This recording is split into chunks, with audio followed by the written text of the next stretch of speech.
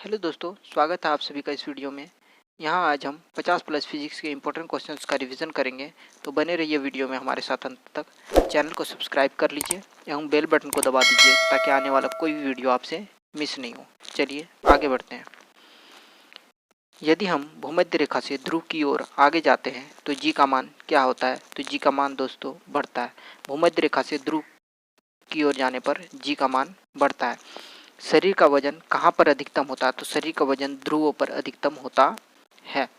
एक अंतरिक्ष यात्री पृथ्वी की तुलना में चंद्रमा पर अधिक ऊंचाई तक छलांग लगा सकता है। इसका रीज़न क्या है? तो इसका रीज़न है कि पृथ्वी की तुलना में वहाँ गुरुत्वाकर्षण अल्पतम मात्रा में होता है। गुरुत्वाकर्षण वहाँ पर अल्पतम मात्रा में होता है। 20 केजी के वजन को जमीन के 1 मीटर की ऊंचाई पर पकड़े रखने के लिए किया गया कार्य कितना होगा? 20 केजी के वजन को यदि जमीन के ऊपर 1 मीटर की ऊंचाई पर हम पकड़े रखते हैं तो उसमें कितना कार्य किया जाएगा? तो 0 जूल काम किया जाएगा, उसमें कोई काम की गिनती नहीं होती है। एक दीवार को धक्का लगाने में असफल व्यक्ति कितना कार्य करता है? एक दीवार को धक्का लगाने में असफल व्यक्ति कोई भी कार्य नहीं करता है। पहाड़ी पर चढ़ता व्यक्ति आगे की ओर झुक जाता है। तो पहाड़ी पर चढ़ता व्यक्ति आगे की ओर क्यों झुकता है? तो अस्थायित्व को बढ़ाने के लिए। अस्थायित्व को बढ़ाने के लिए। पीसा का मीनार तिरछी होते हुए भी नहीं गिरता है। इसका रीज़न क्या है? पीसा का मीनार तिरछी होते हुए भी नहीं गिरता है। इसका रीज़न क्या है? इसके गुरुत्व केंद्र से जाने वाली ऊर्ध्वाधर रेखा आधार से होकर जाती है। क्योंकि इसके गुरुत्व केंद्र से होकर जाने वाली रेखा ऊर्ध्वाधर रेखा आधार से होकर जाती है। जाड़ों की रातों में अत्यधिक ठंड पड़ने पर पानी की पाइप क्यों फट जाती है? तो जाड़ों के दिनों में अत्यधिक ठंड पड़ने पर पाइप जो रहती है पानी की वो फट जाती है, क्योंकि जमने के बाद पानी का आयतन बढ़ जाता है। चलिए आगे बढ़ते हैं। कार्य का मात्रक क्या है? कार्य का मात्रक जूल है। कार्य का मात्रक क्या है? जूल है। प्रकाश वर्ष किसकी इकाई है? प्रकाश वर्ष दूरी की इकाई है। प्रकाश वर्ष दूरी की इकाई है। एम्पियर किसका मात्रक है? तो विद्युत धारा का मात्रक एम्पियर है। पारसेक किसकी इकाई है? पारसेक दूरी की इकाई है। ल्यूमेन किसका मात्रक है? ज्योति फ्लैश का मात्रक है। ल्यूमेन ज्योतिष फ्लैश का मात्रक है। आगे बढ़ते हैं। क्यूरी किसकी इकाई है? क्यूरी रेडियो एक्टिव धर्मिता की इकाई है। क्यूरी रेडियो एक्टिव धर्मिता की इकाई है। दाब का मात्रक क्या है? दाब का मात्रक पास्कल है। दाब का मात्रक पास्कल है। कैंडेला मात्रक है ज्योति तीव्रता का। कैंडेला किसका मात्रक है? तो ज्योति तीव्रता का। जूल किसकी इकाई है? जूल ऊर्जा की इकाई है। जूल ऊर्जा की इकाई है। मात्रकों की अंतरराष्ट्रीय पद्धति कब लागू की गई? तो मात्रकों की अंतरराष्ट्रीय पद्धति 1971 में लागू की गई है। 1971 में मात्रकों की अंतरराष्ट्रीय पद्धति लागू की गई है।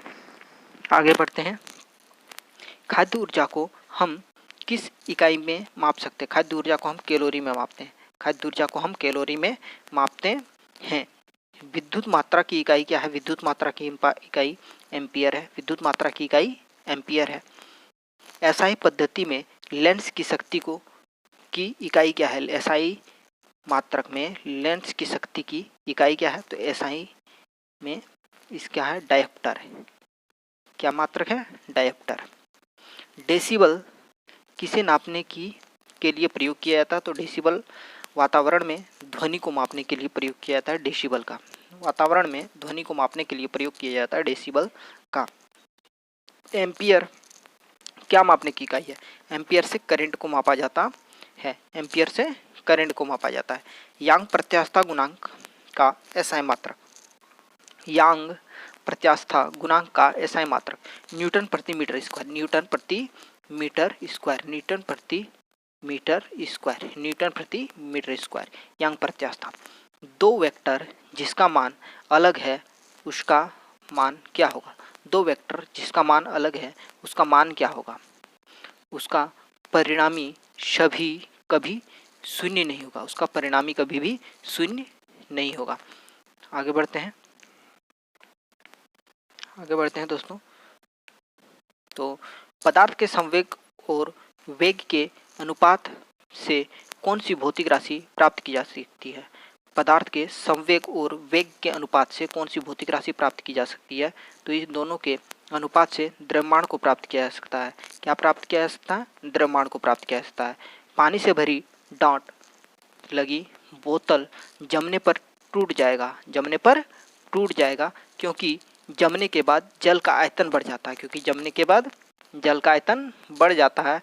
इसीलिए जो पानी की बोतल होती है दोस्तों, उसका जो ढक्कन लगा हुआ रहता है तो वो क्या होता है, जमने के बाद में फट जाता है। चलिए आगे बढ़ते हैं। घूर्णन करती एक गोल मेज पर अचानक एक लड़का आकर बैठ जाता है। मेज के कोणीय वेग पर क्या प्रभाव पड़ेगा?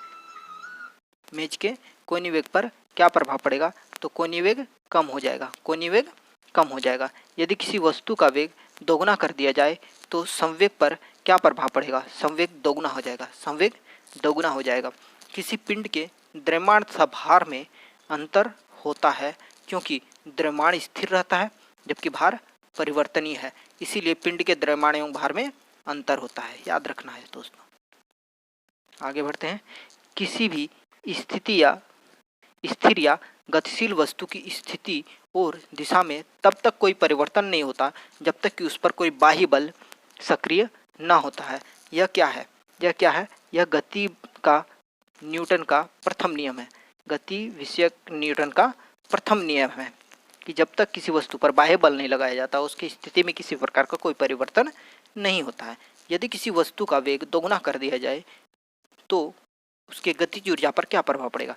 उसकी गतिज ऊर्जा 4 गुनी हो जाती है, उसकी गतिज ऊर्जा 4 गुनी हो जाती है। किसी असंतुलित बल द्वारा किसी पिंड में उत्पन्न त्वरण कैसे मापा जाता है? बल के अनुक्रमानुपाती, बल के अनुक्रमानुपाती।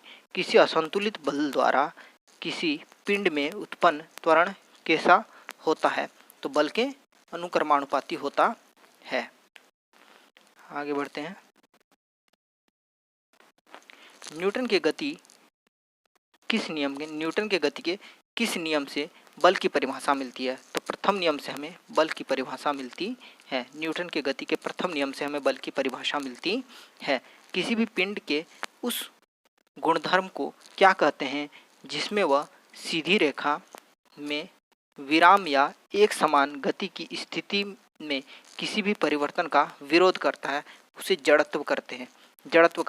चाहे कोई वस्तु जैसी भी स्थिति में होता है वह परिवर्तन का विरोध करता है, इसे ही जड़त्व कहते हैं।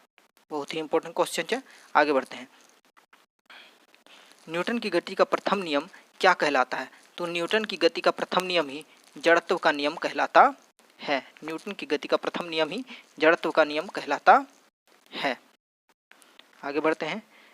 गाड़ी खींचता हुआ घोड़ा किस बल के कारण आगे बढ़ता है? तो गाड़ी खींचता हुआ घोड़ा पृथ्वी के द्वारा घोड़े के पैरों पर आरोपित बल के कारण, पृथ्वी के द्वारा घोड़े के पैरों पर आरोपित बल के कारण आगे बढ़ता है। गतिशील वाहन के अचानक रुकते ही यात्री सामने की ओर गिर जाता है, इसका कारण क्या है? इसका कारण जड़त्व का नियम है। इसका कारण जड़त्व है कि जड़त्व के कारण ही वह आगे की ओर झुक जाता है। रॉकेट किस सिद्धांत पर कार्य करता है? तो रॉकेट अवेगार्डो परिकल्पना पर काम करता है। एवोगार्डो परिकल्पना पर काम करता है। आगे बढ़ते हैं। जल के आयतन में क्या परिवर्तन होता है यदि तापमान 9 डिग्री सेल्सियस से गिरकर 3 डिग्री सेल्सियस कर दिया जाए? यदि तापमान को 9 डिग्री सेल्सियस से गिराकर 3 डिग्री सेल्सियस कर दिया जाए तो जल के आयतन में क्या परिवर्तन होगा? आयतन पहले घटेगा फिर बढ़ेगा, आयतन पहले घटेगा फिर बढ़ेगा।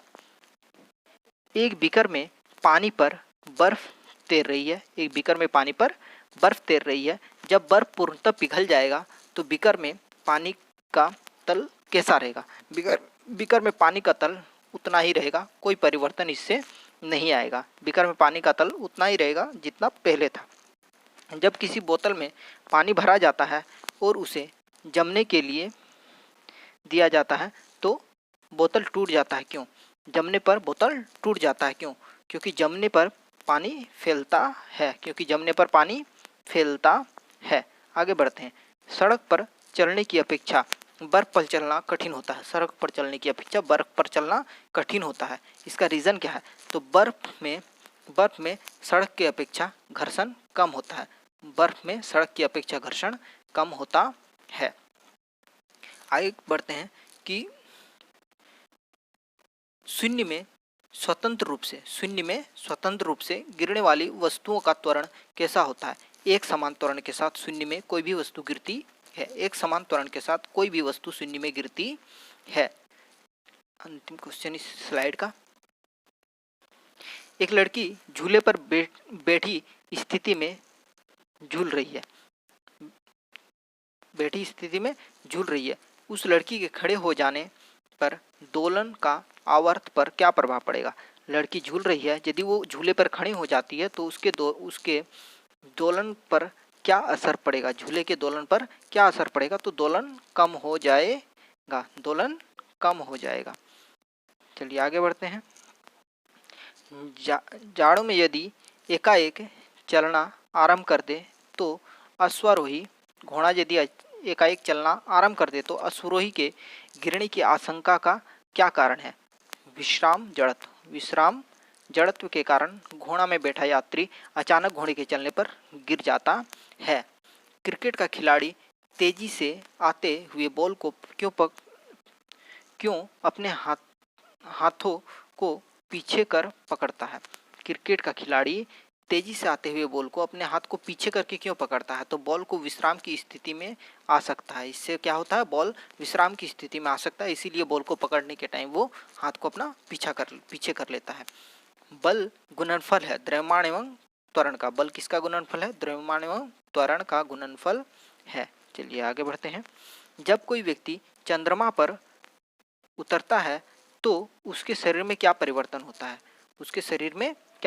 होता है? उसका भार घट जाता है तथा मात्रा अपरिवर्तित रहती है। भार घट जाता तथा मात्रा अपरिवर्तित रहती है।